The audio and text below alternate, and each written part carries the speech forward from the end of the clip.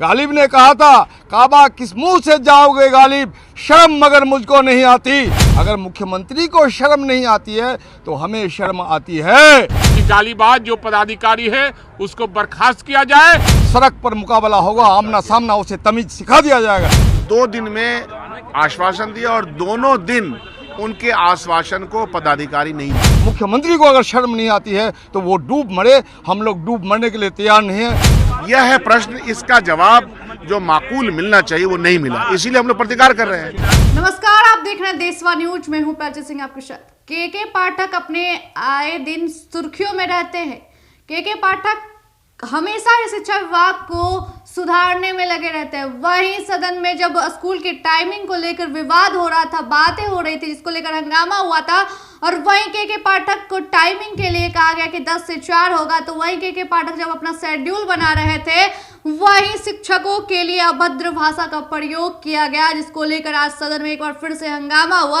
वहीं सदन के बाहर भी विपक्ष के नेता हंगामा करते हुए दिखे और इसकी जांच पड़ताल की बात कर रहे हैं। वहीं विधानसभा के बाहर मार्च करते हुए दिखे। आप सुनिए उनकी बातों को। शिक्षकों का अपमान नहीं सहेंगे, नहीं सहेंगे, नहीं सहेंगे। सरकार शर्म करो, शर्म करो, शर्म करो। शिक्षा विभाग के जो सेक्रेटरी हैं के पाठक,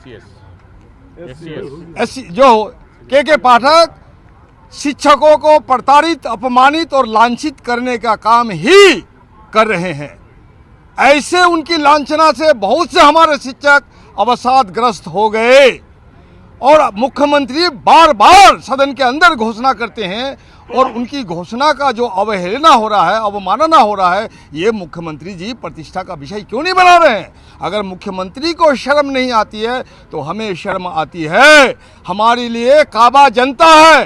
गालिब ने कहा था, काबा किस मुंह से जाओगे गालिब, शर्म मगर मुझको नहीं आती। इसलिए जनता का काबा में कल हम लोग जाएंगे तो हम लोग को शर्म आती है। इसलिए हम लोगों ने कहा सरकार अपने विभागीय कार्यवाहियों का संचालन वीडियो कॉन्फ्रेंसिंग के माध्यम से करता है और वीडियो कॉन्फ्रेंसिंग के जरिए जब सरेआम हमारे शिक्षक को गाली दी गई, ये गाली शिक्षक को नहीं, ये जनता को है और हम सबको गाली है। और सदन का मुख्यमंत्री के आदेश का अवहेलना सदन का अपमान है और सदन का अवमानना के साथ साथ पूरे बिहार की जनता का अवमानना है। ये हम लोग बर्दाश्त नहीं करेंगे। इसलिए हम लोगों ने मांग की कि एक सर्वदलीय समिति बने, दूध का दूध, पानी का पानी हो जाएगा। ऐसे गालीबाज अधिकारियों पर कार्रवाई होनी चाहिए और जब तक ये कार्रवाई नहीं होगी हम लोग का प्रतिरोध चलता रहेगा। मुख्यमंत्री को अगर शर्म नहीं आती है तो वो डूब मरे, हम लोग डूब मरने के लिए तैयार नहीं है। मुकाबला आमना सामना होगा।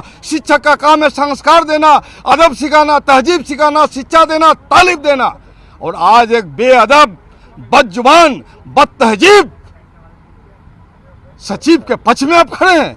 के जैसा बदतमीज, बदजुबान सचिव को बिहार की जनता कहीं नहीं बर्दाश्त करेगी। सड़क पर मुकाबला होगा, आमना सामना, उसे तमीज सिखा दिया जाएगा। लेकिन बिहार विधानसभा में तमीज सिखाने की जिम्मेदारी जो हमको सौंपी है हमारे तमाम विधायकों को, उसको बखूबी हम लोग निभाने की कोशिश कर रहे हैं शानदार तरीके से। और इसीलिए हम लोगों ने इसके विरोध में तमाम विपक्षी पार्टी जो राजद है, कांग्रेस है, CPI-ML है, CPI CPM है, हम लोगों ने एकजुट होकर इसका विरोध किया और आप लोगों के माध्यम से पूरे जनता को हम संदेश दे रहे हैं। ये प्रतिरोध विरोध चलता रहेगा। बहुत बहुत शुक्रिया, धन्यवाद।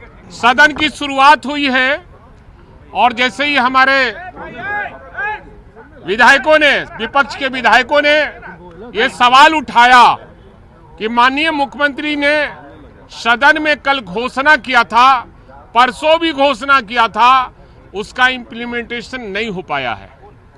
और जो पत्र दिया गया कई जिलों में, उसमें जो पत्र पहले वाला था उसी पत्र को उन्होंने जारी करने का काम किया है। 2 तारीख और जो SCS है शिक्षा विभाग का, उनका एक वीडियो आया है, वह वायरल हुआ है कि शिक्षकों को वो गाली दे रहे हैं। इस मामले को सदन में हम लोगों को उठाने का काम किया है और उस सदन में भी कल उठा था, कल विधानसभा में भी उठा था। तो सरकार से हम मांग करते हैं कि सरकार सदन के सर्वदलीय कमेटी बनावे और इसकी जांच करके जो गालीबाज पदाधिकारी है उसको बर्खास्त करना चाहिए। नहीं तो ये ये विधानसभा का अवमानना है और ये शिक्षकों का मान सम्मान का मामला है। और कोई भी पदाधिकारी अपने राज्य की जनता को या शिक्षकों को गाली देता है, इससे बड़ा अपमान क्या हो सकता है। इसी मुद्दे को लेकर हम विपक्ष आज सदन में इसी मामले को उठाए थे कि गालीबाज जो पदाधिकारी है उसको बर्खास्त किया जाए और मुख्यमंत्री का जो घोषणा हुआ है वो सदन की संपत्ति होती है और सदन में घोषणा जो होता है उसका इम्प्लीमेंट नहीं हो पाया है। ये सदन का ये अवमानना का मामला है, सदन का अवमानना का मामला है। हमको तो लगता है कि बिहार मुख्यमंत्री विहीन हो चुका है, इसलिए इस तरह की बातें हो रही है और मुख्यमंत्री अपने पावर का यूज नहीं कर पा रहे हैं या फिर आप किसी पक्ष में बोलने के लिए वो कह रहे हैं कि ईमानदार। तो क्या ईमानदार का परिभाषा यही है कि किसी शिक्षक को गाली देना, किसी कर्मचारी को गाली देना, किसी जनता को गाली देना? ये परिभाषा नहीं है।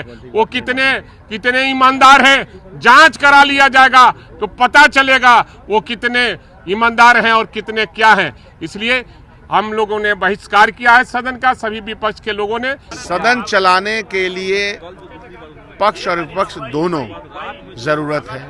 विपक्ष अगर कोई सवाल उठाता है तो उस सवाल का एक सही जवाब आना चाहिए। और हम लोग तो मुख्यमंत्री जी ने जो आश्वासन दिया, 2 दिन में आश्वासन दिया और दोनों दिन उनके आश्वासन को पदाधिकारी नहीं मानते। तो आप समझ लीजिए कि सरकार का इकबाल क्या रहा।